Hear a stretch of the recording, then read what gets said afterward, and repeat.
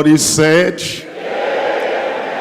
I welcome all the workers tonight in Jesus' name. And I pray that tonight the Lord will strengthen us more and more. Make us to do better. Make us to run faster. And climb a higher mountain. Are you there? Are you all right? Are you ready? Father, we thank you for our workers training tonight. Thank you for your people. Thank you because you want to make great, glorious, anointed vessels out of everyone. We're asking, Lord, tonight, everything you want to do in every life, you'll do it and accomplish it in Jesus' name. Make us better workers, better leaders. We'll be strong in the way of the Lord in Jesus' name. Anoint your people tonight, that we'll see everything you want us to see and be able to do everything you've called us to do, that this work will prosper in our hands. We thank you because we know you have answered. In Jesus' name we pray. We're reading from 2 Timothy chapter 2, and I'm reading from verse 19. 2 Timothy chapter 2, verse 19. Nevertheless, the foundation of God standeth sure, having this seal, the Lord knoweth them that are his. And let everyone that nameth the name of Christ depart from iniquity. But in a great house there are not only vessels of gold and of silver, but of wood and of earth, and some to honor and some to dishonor. If any man, if any believer, if any Christian, if any child of God, any worker, any leader, if any man, if a man therefore purge himself from these, it shall be a vessel unto honor, sanctified, and meet for the master's use, and prepared, tell me, unto every good work. You'll find in verse 21 there, it says, if a man therefore purge himself from these, he shall be a vessel unto honor, sanctified, and prepared unto every good work. As we look at that word, vessel, you want to understand that Christian workers, Christian preachers, Christian servants, servants of God are referred to as vessels. We're also referred to as laborers, as well as servants of the Lord. And as vessels, we must be cleansed. As vessels, we must be sanctified. As vessels, we are set apart. As vessels, we are chosen vessels. Come to Acts of the Apostles, chapter 9, reading from verse 15. You see what the Lord says about the vessel. A vessel for the Lord, a vessel unto the Lord, a vessel to carry the great treasure of heaven, the anointing from heaven, the unction from heaven, carried to the people. It tells us in Acts of the Apostles chapter 9, verse 15. It says, but the Lord said unto him, go thy way, for he is a chosen vessel unto me. A chosen vessel unto God. The Lord was referring to Saul of Tarsus, who became Paul the apostle. And the Lord said he had a duty for him, a responsibility for him, an assignment for him, a ministry for him. And to carry out that ministry and to carry out that assignment, it says he is a vessel, a chosen vessel, he says. And it says to bear my name, to carry my name, to take my name to the Gentiles, before the Gentiles and the kings and the children of Israel. And so you understand, when the New Testament talks about the vessel, it's talking about a chosen instrument in the hand of God to take the word, to take the gospel to the people beyond. When you think about a vessel, you think about a container. You think about something that has precious treasure inside. And when we talk about the servant of God, about the vessel, we're talking about the one that has the life-saving gospel, the truth, to declare unto people, heavenly goods to deliver to perishing souls. If the vessels are corroded, then the water inside, the oil inside, and the material inside, the treasure inside, will be contaminated. And so ungodly lives, that is contaminated vessels, corroded vessels, rusty vessels, vessels that are not really clean, vessels that are not in the proper position to hold the heavenly treasure in it. And then with false messages, instead of giving life, will kill. Instead of giving life, will destroy. Instead of healing and saving souls, will actually hinder souls from getting saved and getting to heaven. Unclean vessels do not bring honor and glory to God. Let's come back to that 2 Timothy chapter 2. 2 Timothy chapter 2, I'm reading from verse 20 here. It says, but in a great house, it's talking about a large church. It's talking about a big family. It's talking about a church with many members and many workers and many leaders and many pastors. It says, but in a great house, there are not only vessels of gold and vessels of silver. It says that those who are precious, that those who are clean, that those who are righteous, and there are those who are living up to the mark. But then it says, but also there are vessels of wood and vessels of earth. And then it says, some to honor. Those ones that are clean, those ones that are upright, those ones that allow the free flow of the unction of the Lord to flow through them without any defilement, without any contamination. It says there are some to honor, but it says, unfortunately, there are some to dishonor. And you come to Isaiah chapter 65. Isaiah chapter 65, here we're reading from verse 3. Isaiah chapter 65, and we're reading from verse 3. It tells us here in verse 3, it says, Isaiah chapter 65, verse 3, a people that provoketh me to anger continually to my face. God was talking about the children of Israel. They were supposed to be vessels unto honor. But it says, these are people that provoked him to anger continually to his face, and the sacrifice that sacrificeth in gardens and burneth incense upon altars of brick. That is, the incense they were not supposed to burn, and the sacrifices they were not supposed to render or to sacrifice. That's what they did. Look at this, verse 4. Which remain among the graves and lodge in the monuments, which eat swine's flesh and broth. Look at this, of abominable things in their vessels.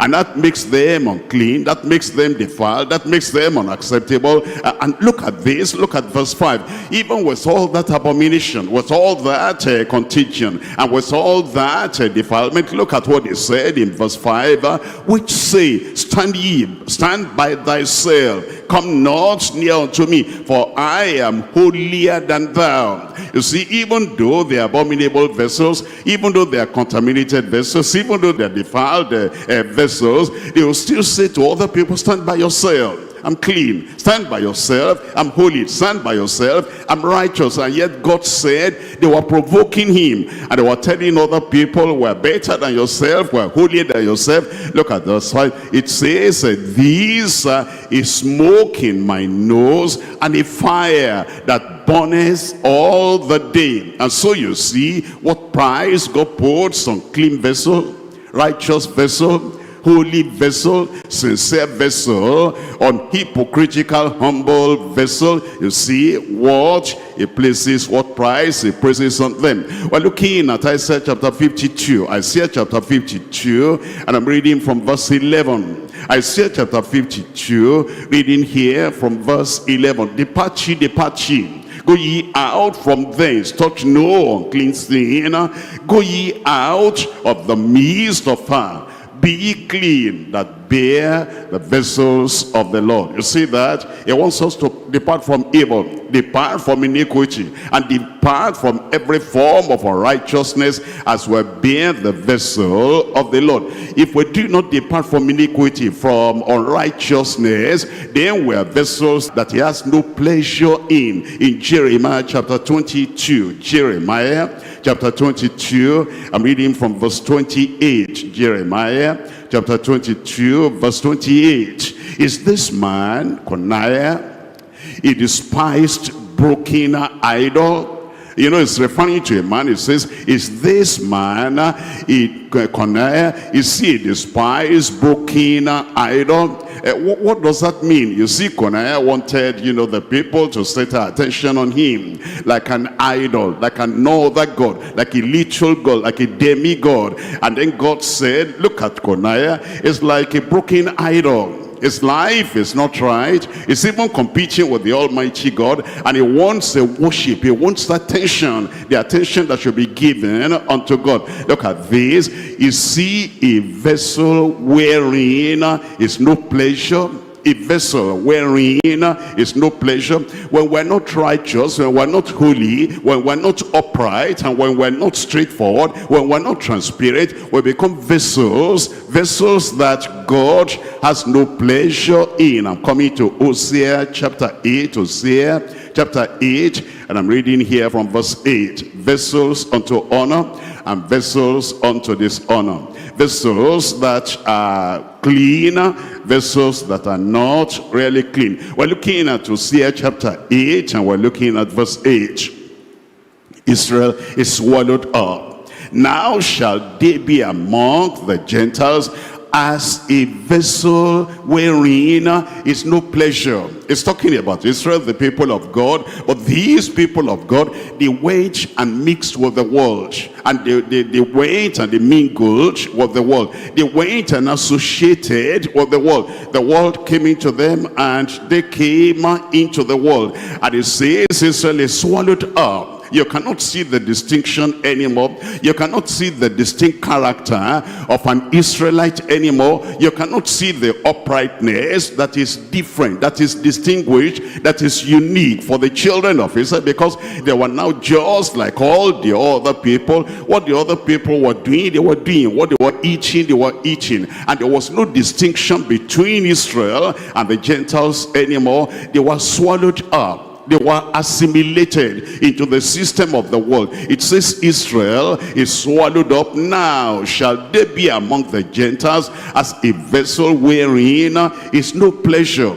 It's telling you and telling me and telling all of us that if we're going to be vessels that God will delight in, we keep that distinction and we keep that separation and we keep ourselves under the cleansing of the blood of the Lamb, and we're different from the people of the world. Look at what Israel has done. Look at verse 3. Verse 3, it says Israel has cast off the sin that is good, the enemy shall pursue him. You see, the enemy could not touch Israel before because he said, do my prophets no harm. He will not allow anybody to touch them. But now they forsook the right way, and they forsook the distinction that God had given Israel, and they forsook the law of God he had given to them. So he said, Israel has cast off the sin that is good, the enemy shall pursue him. Look at verse 12. In verse 12 it says, I have reached unto him. It's talking about Israel.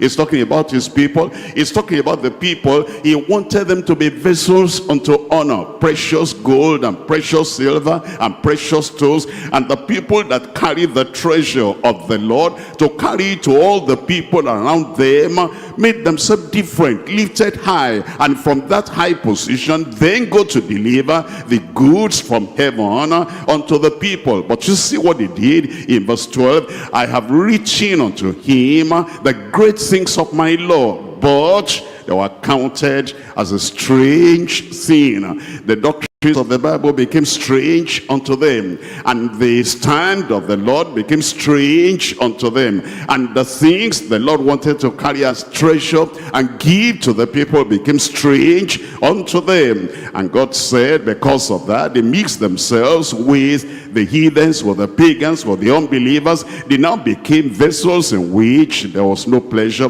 We're coming to Romans chapter 2. Romans chapter 2, I'm reading from verse 23. Romans chapter 2, I read from verse 23. In Romans chapter 2, verse 23, look at what it says over here. It says, verse 23, it says, thou that makest the boast of the law, through breaking the law, dishonorest thou God. Those are vessels that dishonored God. Vessels in which God had no pleasure, because they were bearing the law. They were bearing the word of God, and yet through them other people were blaspheming the name of the Lord, because they were not keeping to that law. Look at verse 24. For the name of God is blasphemed among the Gentiles through you, as it is written. Our vessels will be clean. Your vessel will be holy. And look at 1 Thessalonians chapter 4. 1 Thessalonians chapter 4. The way he wants us to keep our vessel, keep our body, keep our mind, keep our soul, keep our spirit, keep our personality, and keep our lives, and keep our ministry, so that our lives, our ministry, our personality, and everything we do will bring glory to God, will bring honor to God, will be vessels unto honor. We're coming to 1 Thessalonians chapter 4. Look at verse 3. For this is the will of God, even your sanctification. For this is the will of God, even your sanctification, that you should abstain from fornication. Look at this, verse 4. That every one of you, how many of us? Are you here? Are you included? Let me hear you. It says in verse 4 that every one of you should know how to possess what? His vessel in sanctification and honor. Those who are children of God, those who are believers, and those who are walkers, and those who say the name of Christ, it says that you should know how to possess your vessel. Your vessel, everything within you that contains this treasure that comes from heaven. Your heart, your soul, your spirit, your mind, your body, your tongue, your ears, your eyes, your personality, that you will know how to possess everything in sanctification and honor. Tonight, we're looking at the message, the uniqueness and usefulness of God honoring vessels. The uniqueness. Vessels of God, vessels appointed by God, and vessels appointed for God are unique. They're distinct. They're different. They're not like every Dick and Harry. And they're not like every person you see on the street. The uniqueness and then the usefulness. Because he appoints us. Because he raises us up. Because he's training us. Because he gives the word of reconciliation, the word of ministry, the message. He gives it to us. He wants us to carry that to the world around us. That's what makes us useful. And then we honor God. We're God honoring vessels. The message tonight, the uniqueness and the usefulness of God honoring vessels. There are three things we're looking at. Number one, the distinctive features of consecrated vessels. The distinctive features, the distinctive marks, the distinctive characteristics, and the distinctive nature of vessels that are consecrated. The distinctive features of consecrated vessels. Point number two, the distinguished fruits of compliant vessels. Compliant vessels, not contradictory vessels, not vessels in conflict with other people, but those who are compliant, those who are submissive, those who are yielded, and those who comply with everything the Lord is giving unto us. It says, we're compliant like that, obedient like that, then we will bear fruit. You will bear fruit. The distinguished fruits of compliant vessels. Point number 3, the determined favor, the destined favor, the declared favor, the favor that God declares on commendable vessels, the determined favor for commendable vessels, for commendable vessels. Point number 1, tell me your number 1 over there. The distinctive features of consecrated vessels. So we're coming back to 2 Timothy chapter 2. 2 Timothy chapter 2, we're reading from verse 19. We're looking at the features of vessels that are consecrated to God, consecrated to the service of God, consecrated to the calling of God, consecrated to the ministry that God has put in their hands. The features, the characteristics, the marks. Look at this from verse 19. Nevertheless, the foundation of God standeth sure, having this seal. The foundation of God standeth sure, having this seal. The Lord knoweth them that are his. Number 1, conversion. Conversion. A consecrated vessel must have gone through conversion. It no longer belongs to the world. It belongs to the Lord. It no longer belongs to Satan. It belongs to the Lord. It no longer belongs even to the human family, to the earthly family. It belongs to the Lord. It says, the Lord knoweth them that are his. Conversion is the number 1 thing. There must be that change. There must be that conversion if we're going to be vessels unto honor in the sight of the Lord. We're coming to Matthew chapter 18 verse 3. Matthew chapter 18 verse 3. And said, verily I say unto you, except ye be converted and become as little children, innocent as little children, tender as little children, teachable as little children, submissive as little children, humble as little children, except ye be converted and become as little children, ye shall not enter into the kingdom of heaven.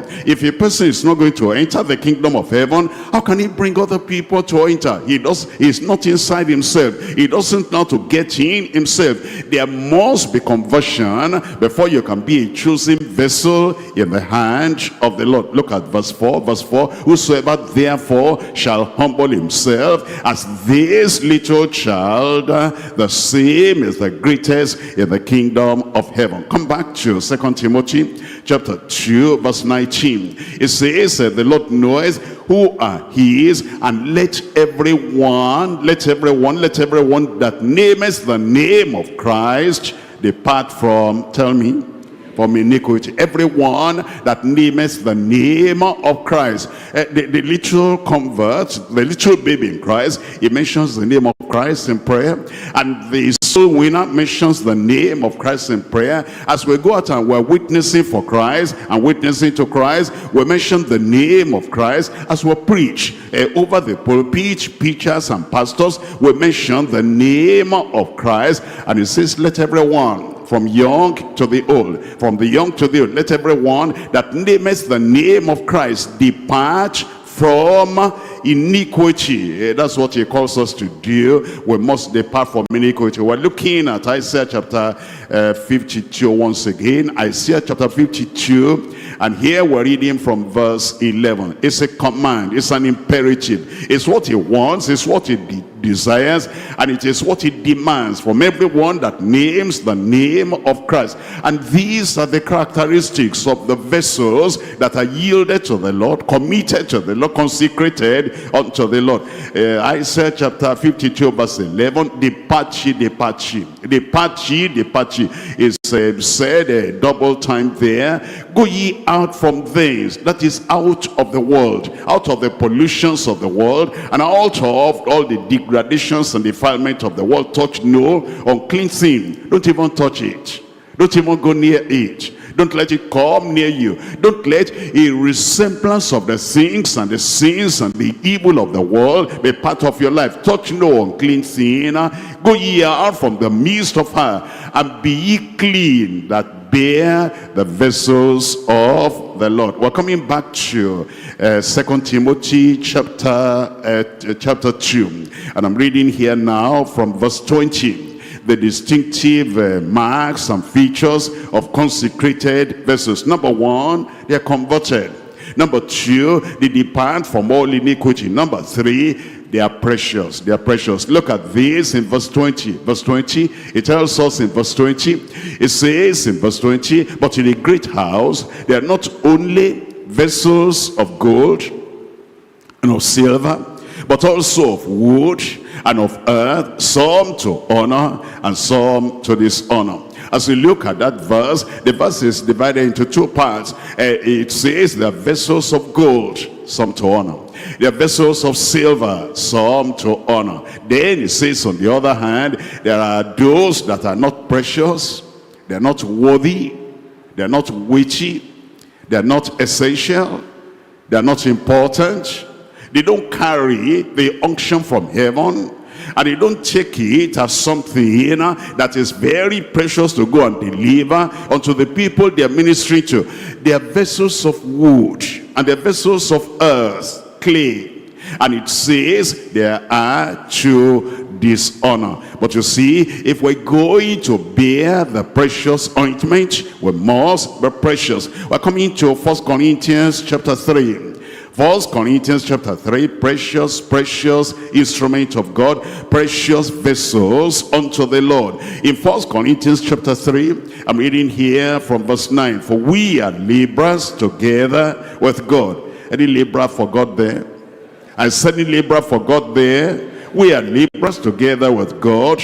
Ye are God's husbandry, ye are God's building. Look at this. According to the grace which is given unto me, as a wise master builder, I have laid the foundation, and another buildeth thereon. But let every man take heed how he buildeth thereupon. For the foundation can no man lay than that is laid, which is Jesus Christ. Now, if any man build upon this foundation gold, silver, tell me, precious stones, you see, those are the ones unto honor. Gold, silver, precious stone. Then look at the others now, the ones to dishonor, wood, hay, stubble. Every man's work shall be made manifest, for the day shall declare it, because it shall be revealed by fire, and the fire shall try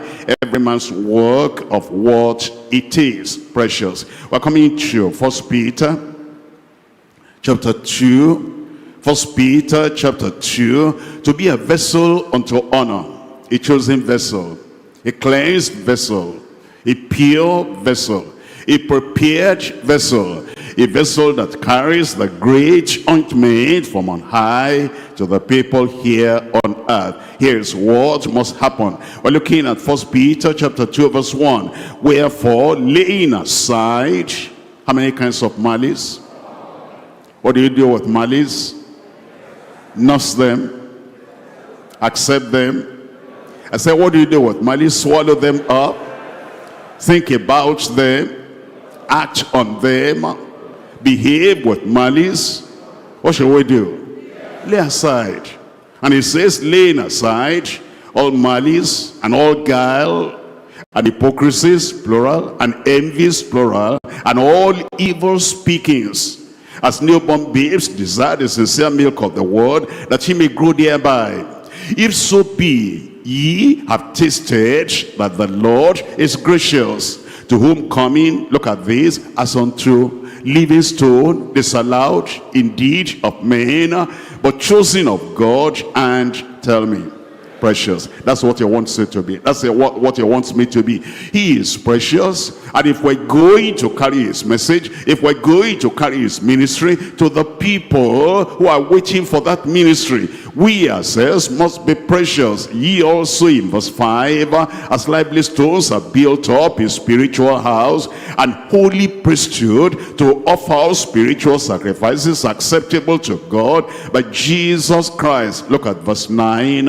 In verse 9, but here a chosen generation, a royal priesthood, an holy nation, a peculiar people, distinctive features, very different, and distinguished from the people of the world. Very different from the people in the world who do not have salvation. People of the world who do not know about holiness. And it says here, we're peculiar people, that you should show forth the praises of him who has called you out of darkness into his marvelous light. We're coming back to 2 Timothy.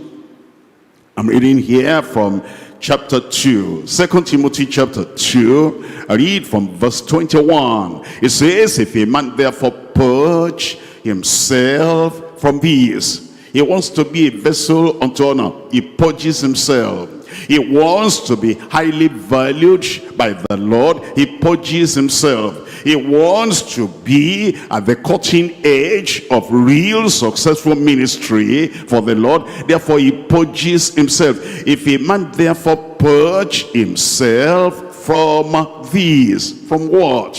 What does he purge himself from? So that he can be a vessel unto honor. We're looking at 1 Corinthians chapter 5. 1 Corinthians chapter 5, I read from verse 7. 1 Corinthians chapter 5, we're reading from verse 7. It tells us in verse 7, purge out therefore the old leaven, old character, old behavior, old attitude, old habits, old disposition. Purge out therefore the old leaven, that she may be a new lump, as ye are unleavened. For even Christ are passed over, is sacrifice for us. Therefore let us keep the feast, not with the old leaven, neither with the leaven of malice and wickedness, but with the unleavened bread of sincerity and truth. I pray the Lord will purge every one of us. We'll come back to 2 Timothy chapter 2, verse 21. If a man therefore purge himself from these, he shall be a vessel unto honor, sanctified. That's another characteristic. If you're going to be a distinguished kind of a vessel, consecrated to the Lord, yielded to the Lord, it says, number one, purged. Number two, sanctified. Sanctified. In Ephesians chapter 5. Ephesians chapter 5. Reading from verse 25. Ephesians chapter 5.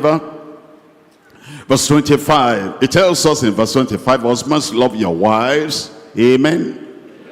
Husbands, we are talking to husbands now. Husbands, love your wives. There's problem in some places. Husbands, love your wives. Amen. And wives, love your husbands. Wonderful. Look at verse 25. Husbands, love your wives, even as Christ also loved the church and gave himself for it, that he might do what? Sanctify. You see, there are people, I'm a worker, are you sanctified? I'm a worker, are you converted? I'm a worker, are you purged? I'm a worker, are you precious? I'm a worker, have you departed from all iniquity? Are you sanctified? It says that he might sanctify and cleanse it with the washing of water by the word, that he might present it to himself a glorious church, glorious members, glorious ministers, glorious sons and daughters will make up a glorious church. Defiled sons and daughters will make up a defiled church. Compromising sons and daughters will make up a compromising church. And dishonoring sons and daughters will make up a dishonoring church. But when the members are sanctified, when the workers are sanctified, when the leaders are sanctified, when the men and the women are sanctified, then you say that might present it to himself a glorious church, not having spot, not having wrinkle or any such thing, but that it should be holy and without blemish. Amen. Amen. All blemish will go away. Amen. Unholiness will go away. Unrighteousness will go away. Distinctive features: number one, conversion. Number two, departure from iniquity. Number three, you are priceless and precious. Number four, there is purging. Number five, there's sanctification. Number six, prepared.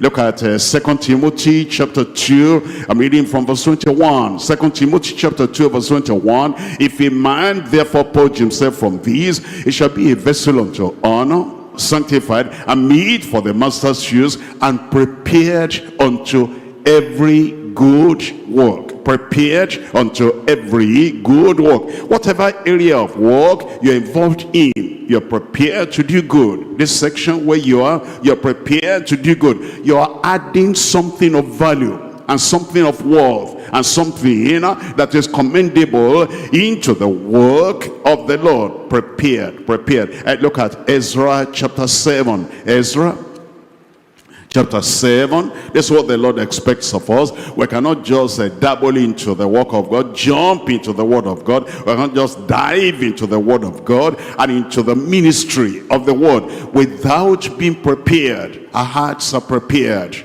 Our minds are prepared, our message prepared, and our family is prepared. Everything we do, there is a preparation so that we'll be qualified for the ministry. Look at Ezra chapter 7 verse 10. For Ezra had prepared his heart.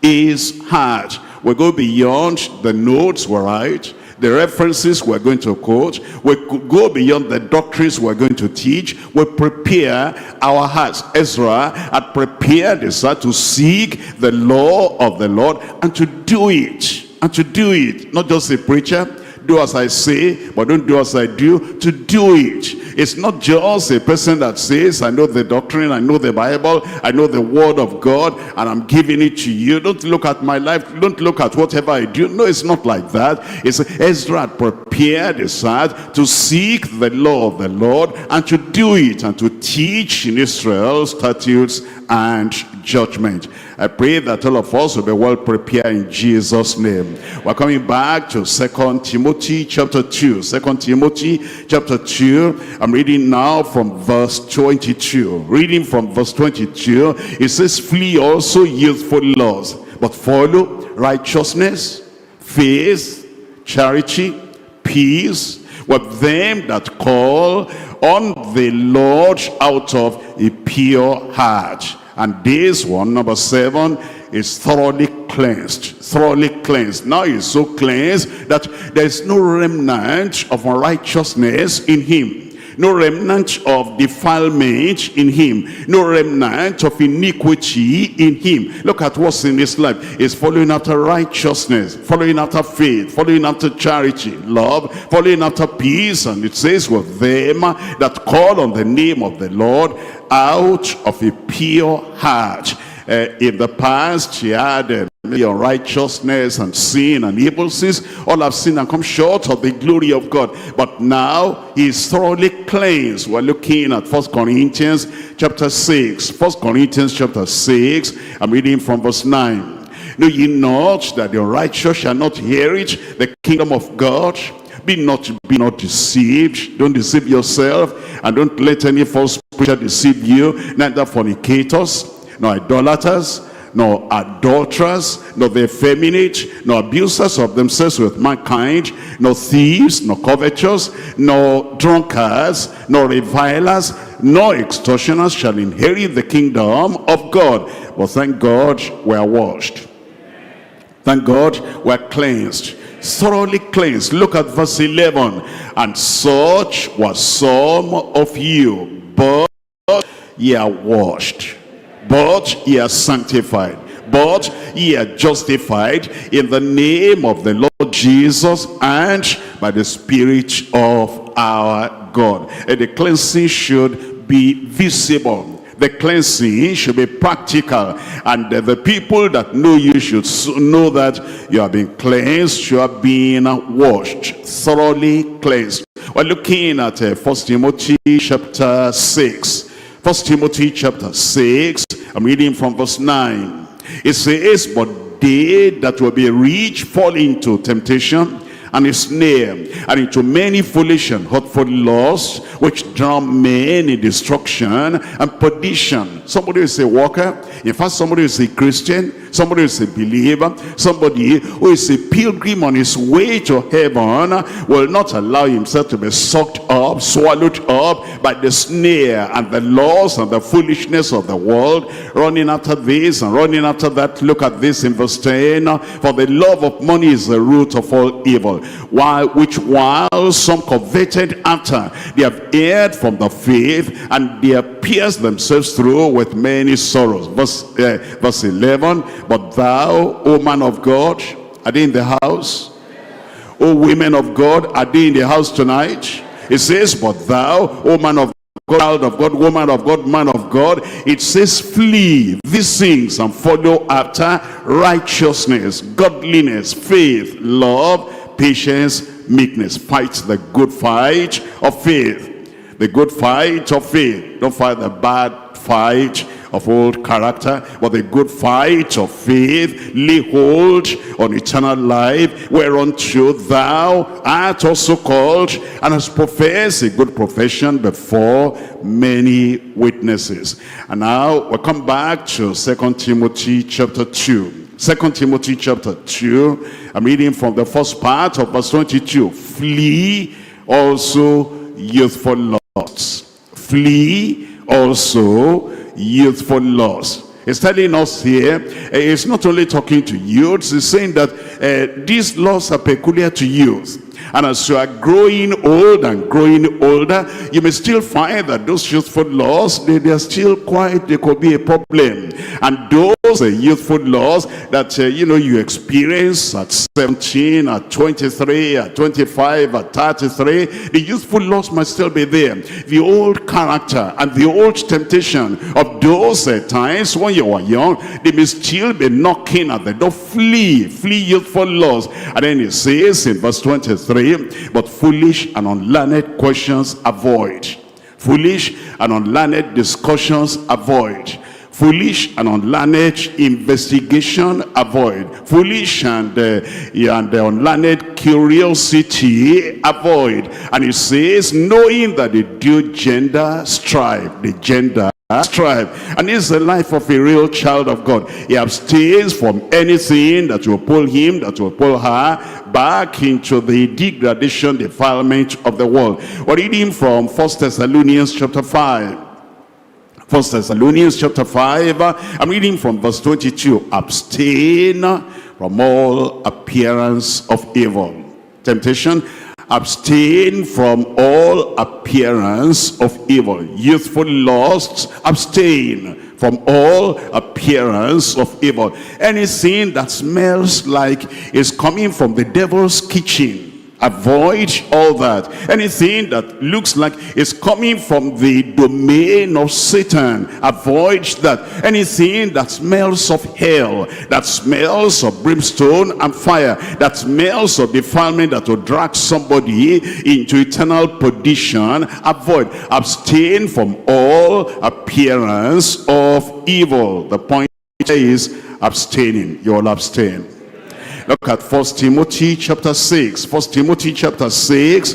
I'm reading from verse 20. 1 Timothy chapter 6, verse 20. O Timothy, O man of God, O woman of God, O Timothy, O preacher, O pastor, O shepherd, O teacher of the word, O Timothy, keep that which is committed to thy trust, avoiding. There's something to avoid. There's something to avoid. They don't just see, sin and then rush into that. Temptation and rush into that. Evil and rush into that. And unbelief and rush into that. And unbelievers peddling and selling their commodities. And then you run into that. To Timothy, keep that which is committed to thy trust. If you have something of value, the doctrines of the word of God, keep that. And if you have this precious gospel, keep that. If you have the ministry, keep that. If what the Lord has given to you is precious to you, You know that God has counted you worthy to give that precious thing unto you, and to have that treasure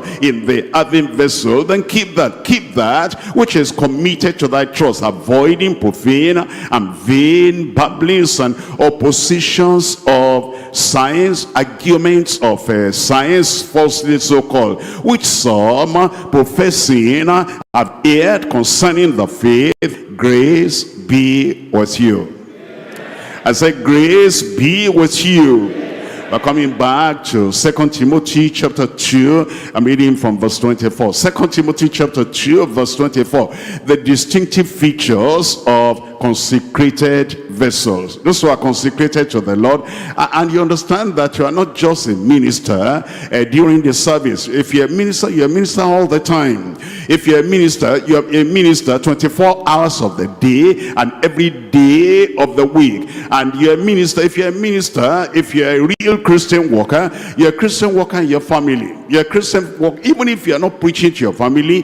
A man is a man, morning, afternoon, and a man is a man, whether it's on Monday or Tuesday or Saturday or Sunday, the same thing. A Christian worker, a Christian leader, a Christian pastor, a Christian preacher is a leader all the time. And so you demonstrate the character of the real minister of God anywhere and everywhere you find yourself. Look at verse 24 now. It says, the servant of the Lord must not strive. Amen. Amen. You'll not fight in your office. You'll not strive on the road. You'll not strive in the bus. You'll not strive in the church. You'll not strive in your family. You'll not demonstrate anger and then malice and all those evil things. You'll never.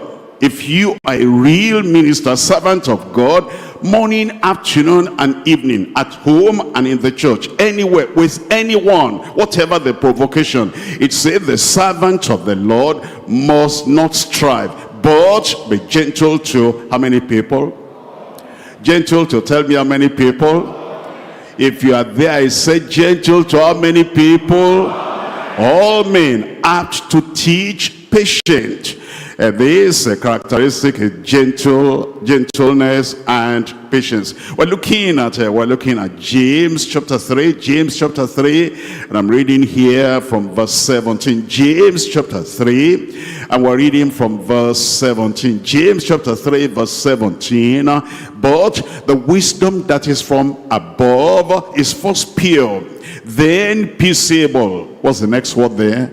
Gentle. Gentle. You know, there are some people, they say they are wise, they have wisdom, and their wisdom takes gentleness away from them. Their wisdom takes away meekness from them. Their wisdom takes away obedience to the word of God from them. Their wisdom takes away being a vessel unto honor away from them. It says, but the wisdom that is from above is first pure, then peaceable, gentle, and easy to be entreated, full of mercy and good fruits, without partiality, and without hypocrisy. And the fruit of righteousness is sown in peace of them that make peace. Amen. Look at 1 Thessalonians chapter 5. 1 Thessalonians chapter 5. I'm reading from verse 14. 1 Thessalonians chapter 5, reading from verse 14. Now we exhort you, brethren, warn them that are unruly, comfort the feeble-minded, support the weak, be patient towards all men. Be patient toward all men. See that none render evil for evil unto any man. He did evil to me, I'm going to retaliate. I'm going to pay him back in the coin he had given to me. It says, see that none render evil for evil unto any man, but ever follow that which is good, both among yourselves and to all men. Rejoice evermore. Pray without ceasing. In everything give thanks, for this is the will of God in Christ Jesus concerning you. Quench not the spirit.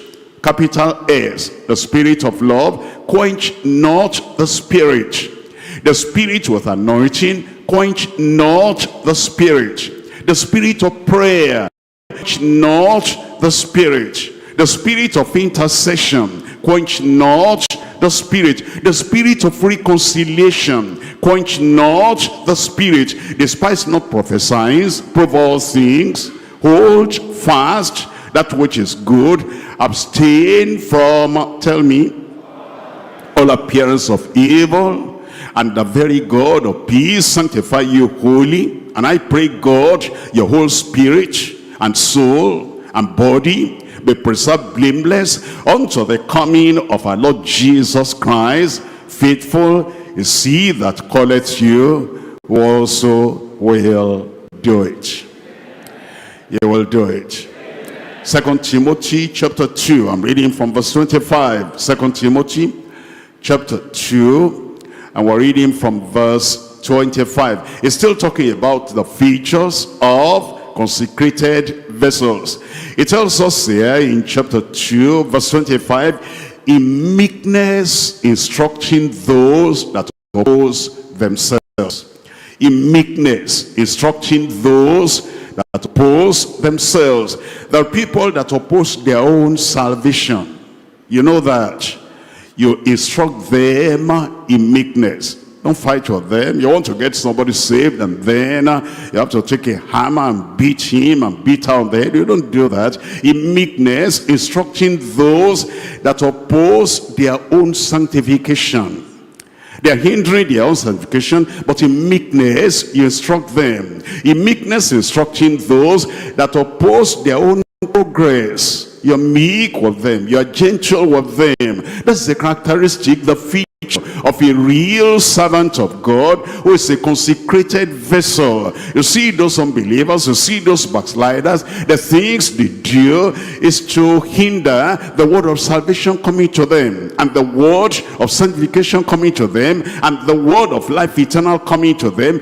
They don't understand, they are hindering themselves from getting to heaven, and you understand. Therefore you instruct them with meekness. In meekness instructing those that oppose themselves, if peradventure God will give them repentance to the acknowledging of the truth. The point there is that you are teachable and restorable. Teachable and restorable, as well as meek. You are meek and you are instructive. Verse 26, that they may recover themselves out of the snare of the devil, who are taken captive by him at his will.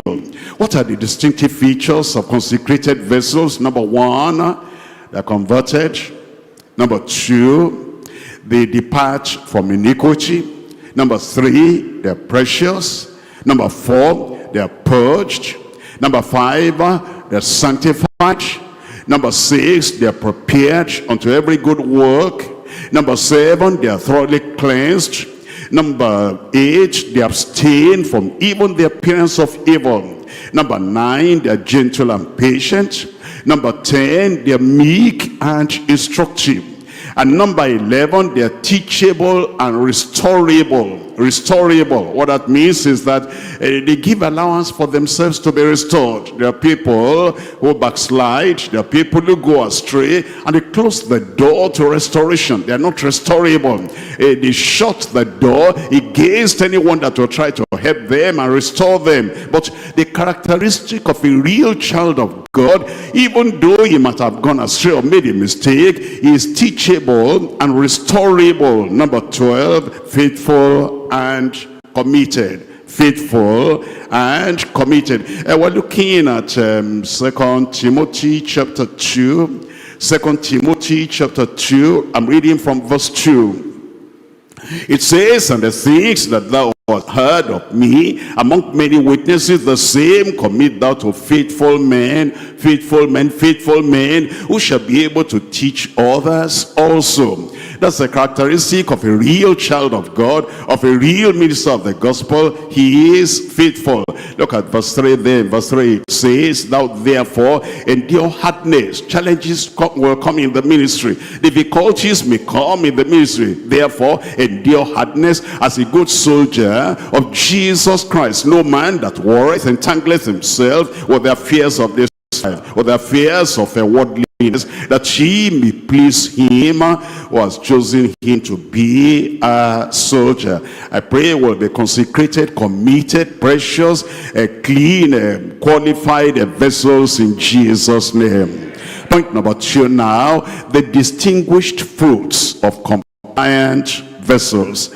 Compliant vessels. We're coming to Jeremiah chapter 18. Jeremiah chapter 18. And here we're reading from verse 1. Compliant vessels. That word compliant means you comply. You comply. The word of God is there. We cannot change the word of God. Whatever others do, however others act, whatever it is, you have decided that you're going to be a compliant vessel. Therefore, you comply with the word of God. That word compliant means you're cooperating. You're cooperating. You're not kind of aggressively contradictory to the ministry. Aggressively contradictory to the word of God. You are hearing, you are compliant, you comply. You are compliant, you cooperate. You are submissive. That's what it means, that you are compliant.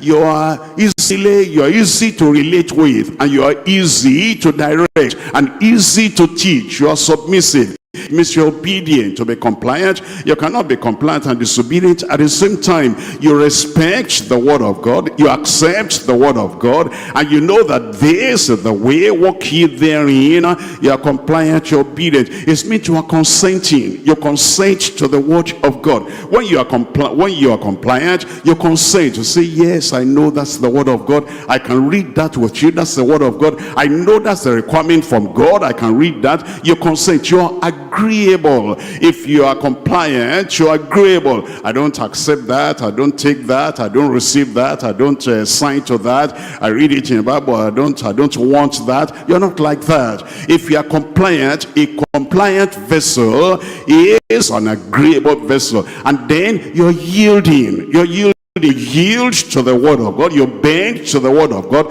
You don't want to bend to the word of God. You don't want to alter the word of God. You don't want to change the word of God. You are yielding, and you are united with the people of God. And that's what it means to be compliant. Compliant servants of God. Compliant workers in the kingdom. Compliant vessels in the kingdom. Look at Jeremiah chapter 18. I'm reading from verse 1. Jeremiah chapter 18, and I'm reading here from verse 1. Here it says, and the word of the Lord came to Jeremiah from the Lord, saying, arise and go down to the potter's house, and there I will speak. I will cause thee to hear my words. Then I went down. He himself was compliant. He himself was teachable. He himself was agreeable. The Lord told him immediately. Then he went. Then I went down to the potter's house, and behold, he wrought, he worked on the wheels. Look at verse 4. And the vessel, we're talking about the vessel, compliant, agreeable, amenable, a person that is yielded to the Lord. And the vessel that he made of clay was marred, was distorted in the hand of the potter. So he made it again another vessel, as it seemed good to the potter to make it, as it seemed good unto him. You're not judging the potter. You're not criticizing the potter.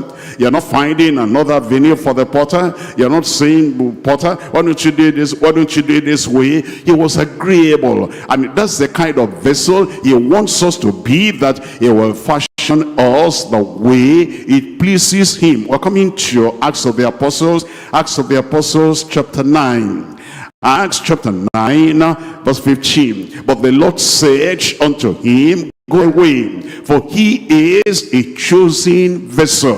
When God chooses somebody, he doesn't want that person to compete with him, to contradict him. He doesn't want that person to all the time try to correct the Almighty God, because he thinks he has more knowledge more than the Almighty God. It's a chosen vessel. If it's a chosen vessel, it must be a compliant vessel. It says unto me to bear my name before the Gentiles and the kings and to the children of Israel. Look at the result and look at the response of Paul as a result of being a chosen vessel, compliant in the hand of the Lord. In 1 Thessalonians chapter 2, 1 Thessalonians chapter 2, I'm reading from verse 4. But as we were allowed of God, he said it's not our right, we're allowed of God, we're permitted of God, we're favored by God, and God just brought us into this. We didn't work for this, we didn't pay for this. He says we're allowed of God to be put in trust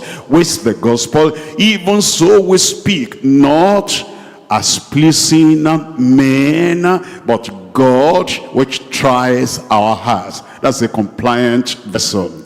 A person that says, God chose me, and God called me, and God put me in place, and I'm going to be faithful to him, to please the Lord. Look at chapter 4, 1 Thessalonians chapter 4, I'm reading from verse 1. Furthermore then, we beseech you, brethren, and exhort you by the Lord Jesus, that as ye have received of us, how ye ought to walk and to please God. You have received of us how you ought to walk and to please God. That should be in your thought every time, your consideration every time. How can I do this work to please God? How can I do this ministry to please God? How can I go that area to please God? How can I carry out this to please God? How can I do the work he has committed into my hands to please God? So ye will abound more and more. I pray will abound more and more in Jesus' name. You remember when I was explaining the word compliant, I mentioned the word yield. Yield. You're yielding, you're obedient unto the Lord. You're not difficult to direct. You're not difficult to control. You're not difficult to lead. You yield. We're looking at Romans chapter 6, verse 19. Romans chapter 6, I'm reading from verse 19. It says, I speak after the manner of men, because of the infirmity of your flesh, that as ye have, this is the word, as ye have yielded your members servants to unrighteousness in the past, uncleanness in the past, and to iniquity in the past, unto iniquity, even so now yield your members. Do it voluntarily, do it cheerfully, do it happily, do it without complaining. Yield your members servants to righteousness and to holiness. When we do that, our ministry will yield fruit. If you yield to the Lord, then whatever he has committed into your hand will bear fruit. Look at Psalm 85. I'm reading from verse 11. Psalm 85, reading from verse 11. 85 verse 11. Truth shall spring out of the earth, and righteousness shall look down from heaven. Yea, the Lord shall give that which is good, and our land, what will the land do? Yield her increase. Our land will yield her increase. Righteousness shall go before him, and shall set us in the way of his steps. Psalm 107. In Psalm 107, when we yield to the Lord, when you are compliant, when you're obedient, when you are submissive, when you're teachable, when you're easy to lead and you yield, then your ministry will yield fruit. We're looking at Psalm 107, and we're looking at verse 32. Let them exalt him also in the congregation of the people. You come to minister to the congregation, exalt the Lord. You're the midst of the people of God. Forget yourself and forget your whatever it is, and think about the Lord. And it says, exalt him in the congregation of the people, and praise him in the assembly of the elders. It tells us in verse 36, and there he maketh the hungry to dwell, that they may prepare a city for habitation, and sow the fields, and plant vineyards, which may yield fruits of increase. When you honor the Lord in your ministry, and when you honor the Lord in what he has committed in your hand, it says, then you will yield fruit. Your ministry will bear fruit. Ezekiel chapter 34. Ezekiel chapter 34, verses 26 and 27. Ezekiel chapter 34, verses 26 and 27. And I will make them and the places round about my hill a blessing. And I will cause the shower to come down in a season, and there shall be showers of blessing. And the tree of the field shall yield her fruit.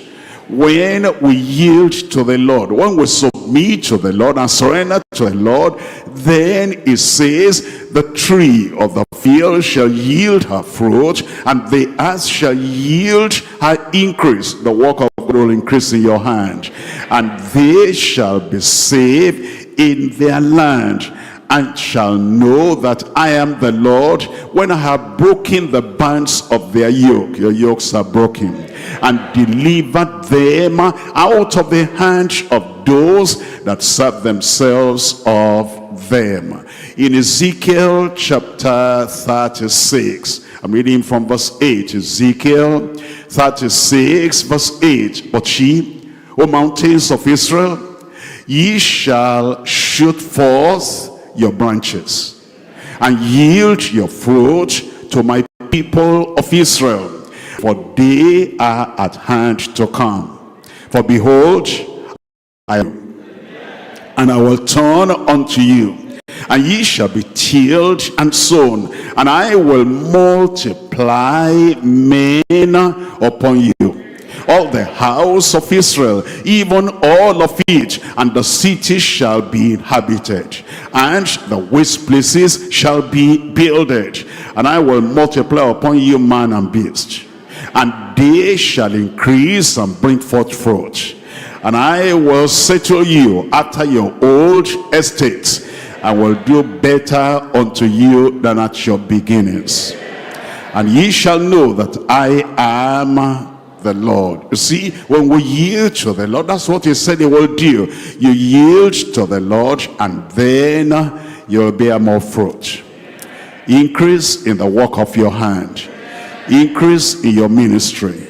Jeremiah 17, we're looking at verse 7. Jeremiah chapter 17, I'm reading from verse 7. Blessed is the man that trusteth in the Lord, whose hope the Lord is. For he shall be as a tree planted by the waters, and that spreadeth out her roots by the river, and shall not see when the heat cometh, but her leaf shall be green, and shall not be careful, shall not be anxious in the year of drought, neither shall cease yielding fruit. You will not stop yielding fruit.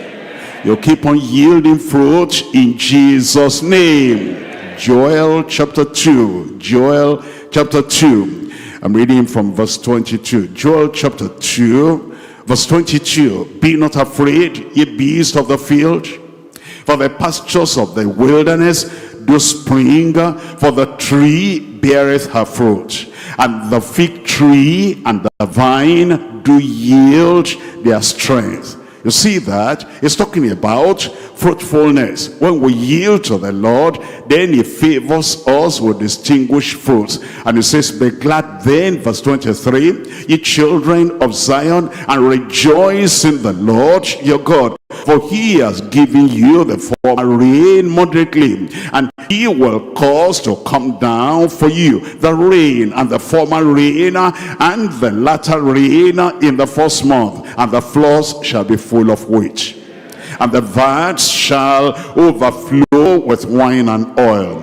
And I will restore unto you the years that the locusts have eaten, the cankerworm, the caterpillar, the palmer worm, my great army which I sent among you, and ye shall eat in plenty and be satisfied, and praise the name of the Lord your God, that has dealt wondrously with you, and my people shall never be ashamed.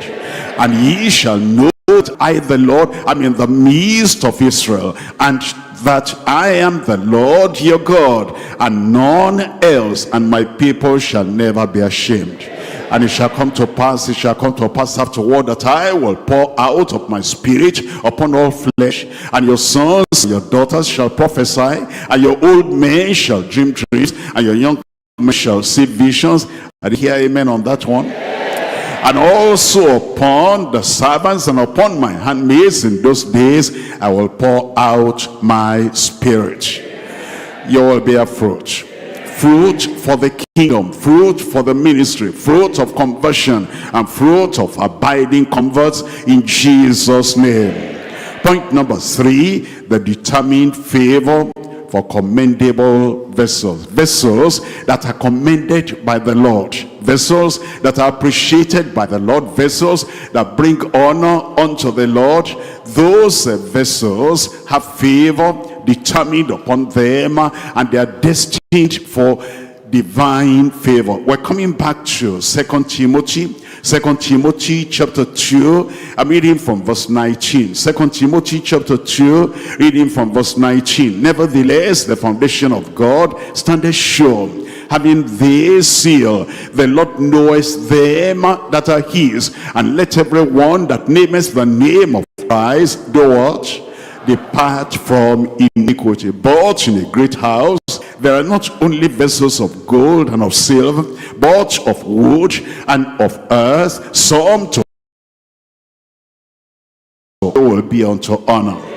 If a man therefore purge himself, if a woman therefore purge herself, if a pastor, if a leader therefore purge himself herself from these, it shall be a vessel unto honor, sanctified and meet for the master's use, and prepared unto every good work. What's the reward? And what is the favor that God will show? Malachi chapter 3. Malachi chapter 3, reading from verse 16. Malachi chapter 3, reading from verse 16. Then they that feared the Lord, are they in the house tonight? They that fear the Lord, it says, they spake often one to another, encouraging each other, lifting up each other, challenging each other, lifting up each other, bearing up each other. And it says, and the Lord hearkened and heard it, and a book of remembrance was written before him, and for them that feared the Lord, and that thought upon his name, and they shall be mine, says the Lord of hosts, in that day when I make up my jewels, and I will spare them as a man spareth his own son that serveth him. Trouble comes, the Lord will spare you. Calamity is raging in the community, the Lord will spare you.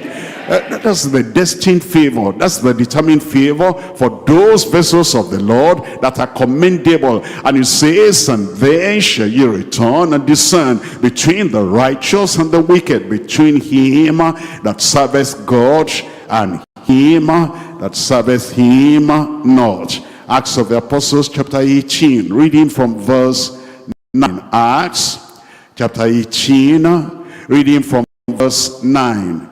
Here the Lord gave assurance to Paul the apostle, because if you are serving the Lord, there's the assurance that is coming your way.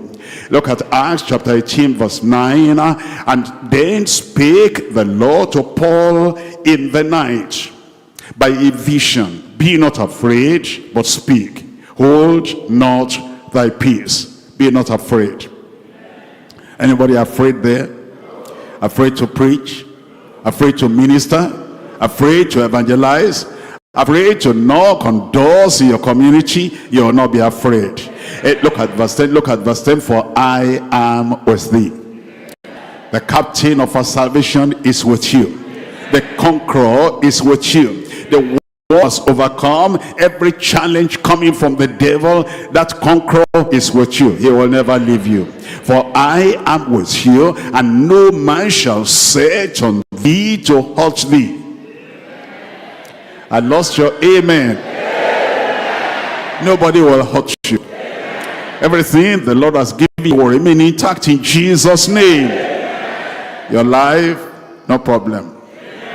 Your destiny, no problem. Your years on earth here, no problem. Nothing will cut short your life. You know, it's the people who are hiding away from the work of the Lord, and the Lord's okay, you want to keep yourself, you want to take care of yourself, and then he abandons them. But the people that go forth and they go out and they said, come what may, I'm going to serve the Lord will preserve your life in Jesus' name. And then he says there, I am with thee, and no man shall set on thee to hurt thee, for I have much people in it. In this city, the Lord has much people. And he'll use you, he'll use me, he'll use us together to bring them in Jesus' name. And he continued there a year and 6 months, teaching the word of God among them. And look at chapter 26. I'm reading from verse 17. Chapter 26, and we're reading from verse 17. See the promise the Lord has given. In chapter 26, verse 17, it says, delivering thee from the people. He'll deliver you from them.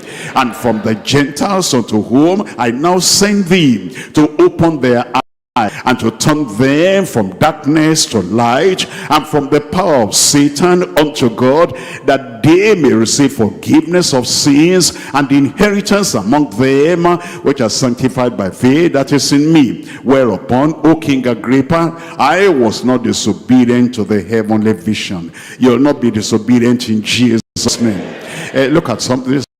Very important. Look at this. Chapter 27. I'm reading from verse 23. Chapter 27, Acts, verse 23. You need to align something here. I'll show you when I get there.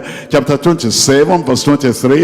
It says, for there stood by me this night the angel of the Lord, whose I am and whom I serve, saying, fear not, Paul. Fear not. Who? I thought you would mention your name. Fear not. Who? Okay, fear not, Paul, for thou brought before Caesar, and lo, this is what I want you to mark, God has given thee all them that sail with thee. Apart from the fact that you are protected and preserved, even the people that are associated with you, your family members, they are all protected. The people who are serving at home with you, they are all protected. And the people who are walking along with you, they are all protected in Jesus' name. You must look at that, verse 24 again, saying, fear not, Paul. Fear, what's the name? Fear not, tell me the name. Fear not, thou must be brought before Caesar. And lo, God hath given thee, how many of them? All them that sail with thee. Wherefore, sirs, be of good cheer, for I believe God, that it shall be even as it was told me. Amen. Look at Psalm 105. Psalm 105. I'm reading from verse 13. Psalm 105. We're looking at verse 13. It says in verse 13, when they went from nation to nation, and from one kingdom to another, he allowed, he permitted, he suffered no man to do them wrong. He will not allow anyone to do you wrong. Yea, he reproved kings for their sake, saying, touch not mine anointed. Are the anointed of the house in the Lord in the house tonight? Anointed of the Lord. You are so ashamed you cannot raise up your hand.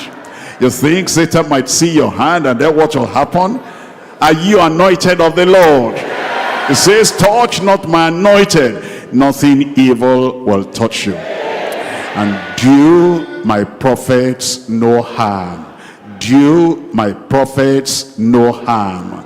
Remember, we're talking about the vessel tonight. What are we talking about? What are we talking about? Cleansed vessels. We're talking about consecrated vessels. We're talking about compliant vessels. We're talking about commendable vessels. Let me show you something. You need to see this one. We're looking at Daniel chapter 5. Daniel chapter 5, I'm reading from verse 1. Daniel chapter 5, we're looking at verse 1. Vessels of the Lord. Anybody that tries to mess up with life, judgment will come upon that one. Look at Daniel chapter 5. Daniel chapter 5 verse 1. Belshazzar the king made a great feast to 1,000 of his lords, and he drank wine before the 1,000. Belshazzar, while he tasted the wine, commanded to bring the gold and the silver, tell me, vessels which his father Nebuchadnezzar had taken out of the temple which was in Jerusalem, that the king and the princes and his wives and his concubines might drink there. And went too far. He took the vessels of the house of the Lord, and now he was going to drink wine in them, to defile the vessels. Look at verse 5. In the same hour, God will not waste time. I am a vessel. I said I am a vessel. A vessel chosen. A vessel converted. A vessel cleansed. A vessel appointed.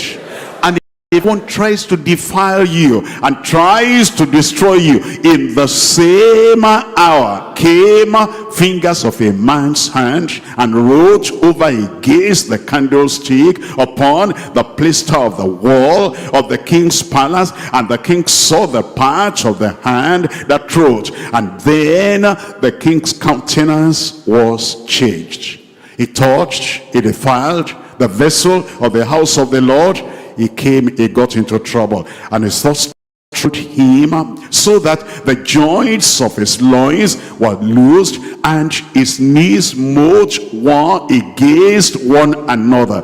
Well, you know the story, but to verse 22. In verse 22, and thou, his son Belshazzar, hast not humbled thine heart, though thou knewest all this, but hast lifted up thyself against the Lord of heaven, and have brought the vessels of his house before thee.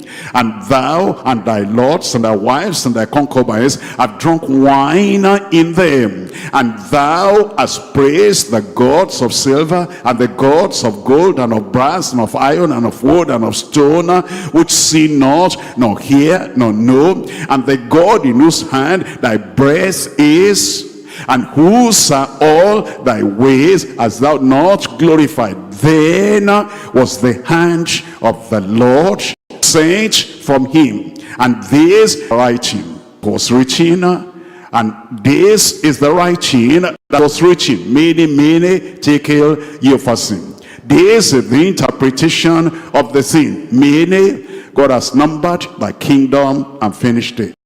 Anyone that touches that vessel, I'm talking about the vessel in front of me.